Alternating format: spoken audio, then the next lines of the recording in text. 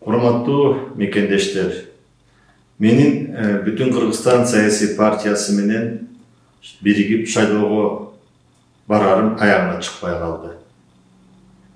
Мен шайлоого барбайм. Бул абдан өкүнүчтүү, аянычтуу. Бул чечим ага оңой келген жок. Түшүнүп турам, түшүндүрүү да кыйын. Эч кимди күнөөдөбөйм. Күнөө менде, менин принциптеримде.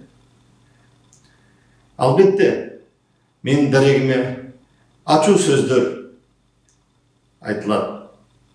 Сындашат, урушат, тилдешет, жамандашат. Ар түрдүү божомолдор, көп учурда чындыкка жатпаган ушак сөздөр айтылат.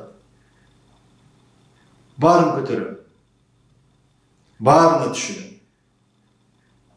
Кетирген кемчиликти мойнума алам.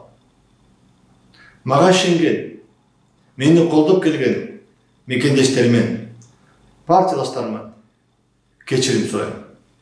Кечирип койгула. 20 жылдык саясатта мен активдүү болдум. Албетте, оош кыйыш, тобокелчиликтер, ийгиликтер да болду.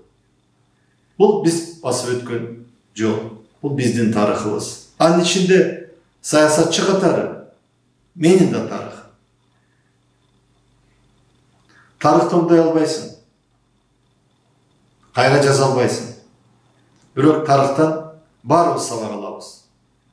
Бүгүнкү чечим да мен үчүн чоң сабак. Албетте жашооланат. Мен келечекке ишенүү менен карайм. Алдыда чоң шайлоо турат.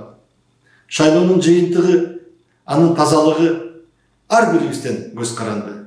Албетте бийликтин жоопкерчилиги дагы жерде өтө маанилүү. Мен элибизге ийгилик каалайм.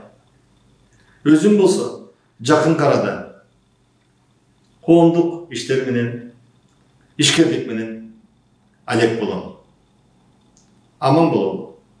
Баарыңыздарга чоң рахмат.